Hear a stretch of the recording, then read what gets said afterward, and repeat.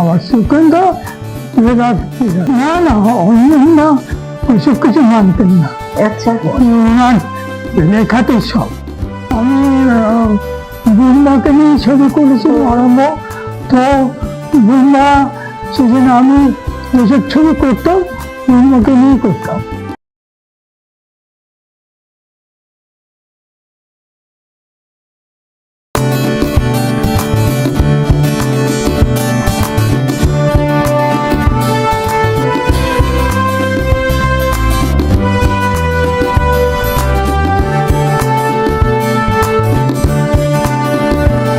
নমস্কার, আমাদের চ্যানেলে আপনাদের সবাইকে স্বাগত। আমি দেবশ্রী, আপনাদের বন্ধু, চলে এসেছি আবারও গল্প করতে। আজকের বিষয় হচ্ছে চলচ্চিত্র। 1980 সাল উত্তম কুমার চলে গেছেন। অনেক পরিচালকের মধ্যে একটা হাহাকার ছিল কিভাবে সিনেমা দাঁড় করাবে, সিনেমা হাউসফুল করবেন। কিন্তু না, বাংলা চলচ্চিত্র তো হারিয়ে যাবার নয়। আমরা 80 দশকে পেয়েছি অনেক যশস্বী পরিচালককে, যাদের পরিচালনায় বাংলা চলচ্চিত্র যখন হলে চলতো হাউসফুল বোর্ড ছিল। ঠিকই ধরছে, আমি সেই 80 দশকেরই একজন প্রবীণ পরিচালক এবং স্বনামধন্য পরিচালকের সাথে আজকে গল্প করব। সুজিত গুহ। নমস্কার। নমস্কার সবাইকে নমস্কার।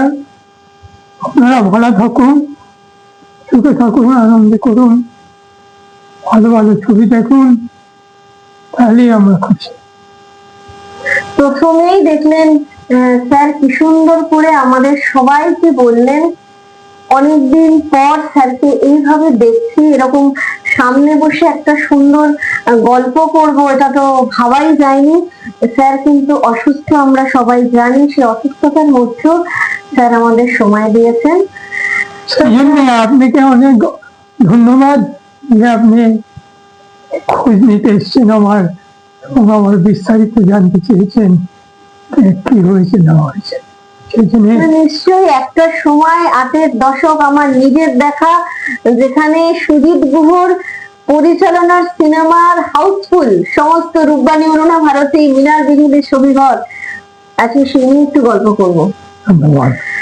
প্রথমে একটা কথা স্যার জিজ্ঞেস করছি, আপনি নিশ্চয়ই জানেন পুনা ফিল্ম ইনস্টিটিউশন থেকে সবাই পাশ করে এবং পরিচালক হব, অভিনেতা হব, একটা ভীষণ আশা বা অ্যাম্বিশন যাকে বলে নিয়ে যান, কিন্তু আপনি সেটা নন। তারপরেও আমরা সুজিত গুহকে পেয়েছি যে এতগুলো ছবি হিট করেছে। এটা কি করে সম্ভব?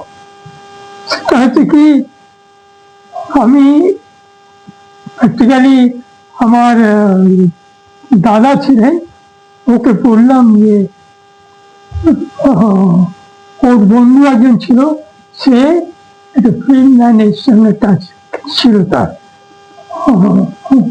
সেই ভদ্রলোকের নামটা আমার এখন মনে আসছে না। তো সেই তার সঙ্গে দাদাকে বললাম যে দাদা, তুমি তোমার এই বন্ধুকে, তুমি তো ফিল্ম লাইনে আছে, বন্ধুকে একটু বলে দাও আমিও ফিল্মে কাজ করতে ইচ্ছুক। তো বলে দিল, সেও অমায়িক লোক,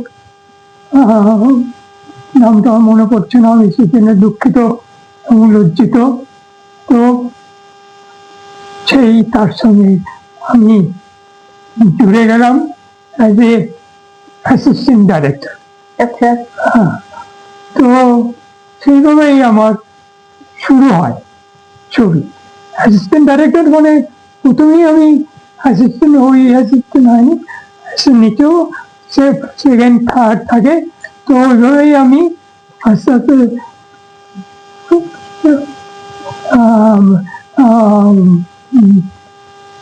ছোট রোল কাজে এগিয়ে গেলাম।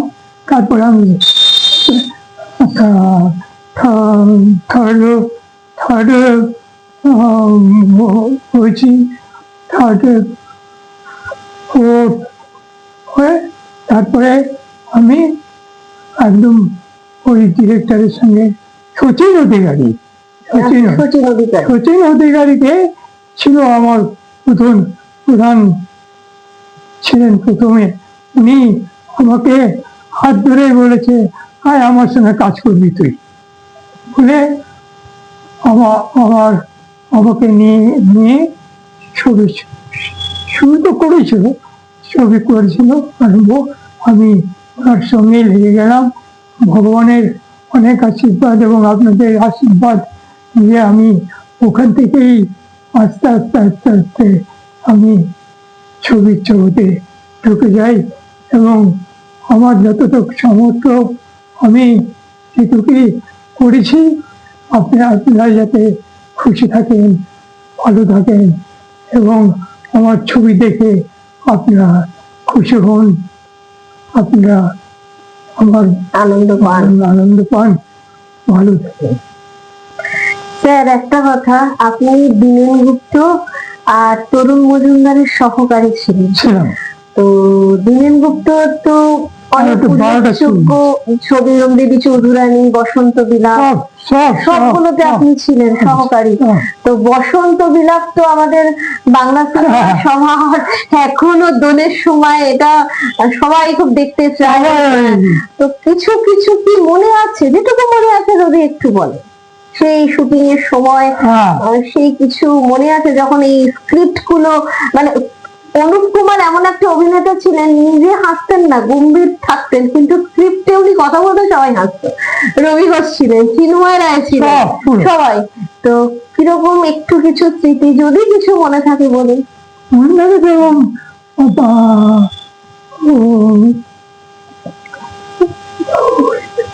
কি বলে দীনেন গুপ্ত, দীনেন্দারি আর্টিস্টকে তখন বললেন নাম অনুপ কুমার। অনুপ কুমার না, অনুপ কুমার না, ওই সময় ছিল আরেকজন রবি ঘোষ, আরেকজন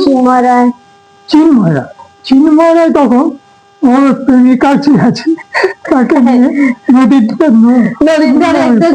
পুকুরে পরে বসে খুব গল্প করছে, খুব গল্প করছে। এখনই দেখে নিয়ে হ্যাঁ, কিভাবে আমি তোমাকে কাছে পাইয়ে ওইসব আছে আর কি। টিকিট, সিনেমা টিকিট করতে যাবে, গীতাতে চলে এসেছে। ওই সময় আমরা দেখতে পাই যে গীতাটি আস্তে আস্তে আস্তে আস্তে আসছে। আচ্ছা, যে গীতাটিকে দেখেছে ও জলে ঝাঁপ দিয়ে দিয়েছে। হ্যাঁ, স্ক্রিপ্টে যেরকম হচ্ছিল, সত্যি সত্যি ঝাঁপ দিয়ে দিয়েছিল। জলে জলে জলে জলে ঝাঁপ দিয়ে। আচ্ছা, এটা আমরা হাসির খোরাক আর কি। আচ্ছা, সুজিত গুহ মানে বাংলা সিনেমার একটা বাম্পার হিট সিনেমার কথা সবার আগে মনে পড়ে এবং আজও চারিদিকে। আপনি শোনেন গানটা, চিরদিনই তুমি যে আমার, এখনো শোনেন? আমার এখানে বাজবে, এখানে বললে 4টে জায়গায় বাজবে। হ্যাঁ হ্যাঁ, একদমই তাই, 4 দিন। হ্যাঁ, তো অনেক অনেক জায়গায় বাজছে। তো অমর সঙ্গী একটা ভীষণ ভালো রোমান্টিক বই 8-এর দশকে আমরা পেয়েছি। আমি যদি পিছনে চলে যাই, হারানো সুর একটা রোমান্টিক বই, সেটাও ভীষণ হিট। সেই রোমান্টিকতার আপনি এই দুটো সময়ের দুটো হিট কাকে আগে রাখবেন? কথা বলছি অমর সঙ্গীর হারানো সুর। সুপারহিট ছবি। এখন আমি আমার ছবির সামনে হারানো সুর আগের দিনে রোমান্টিক বই ছিল। তো সেই দুটো রোমান্টিসিজমের পার্থক্য, মানে দুটোই হিট, কোনটাকে আগে রাখবেন? নিশ্চয়ই যারা বড়রা ছবি ভালো ছবি করেছেন আমি ওদেরই বলবো এগুলোই আগে থাকো, আমি তারপরে। আচ্ছা, আপনি যখন সিনেমা করছেন তখন আপনার সাথে অঞ্জন চৌধুরী ছিলেন, প্রভাত রায় ছিলেন, আমার সঙ্গে ছিলেন না, আলাদা আলাদা আপনারা ছিলেন। তো অঞ্জন চৌধুরীকে কি কখনো মনে হয়েছে পরিচালক হিসাবে কোনো কম্পিটিশন, প্রতিযোগিতা মনে হয়েছে? না না, অঞ্জনদা ওইসব কিছু মানতেন না। আচ্ছা, ওনার লেখাতে সব, উনি যা লিখে দেবেন সেটাই হিট। হ্যাঁ, তো সেই জন্যই আপনার সাথে অঞ্জন চৌধুরী কিরকম? আমার মানে আপনি ধরে নিন আমরা দুই ভাই এরকম আর কি।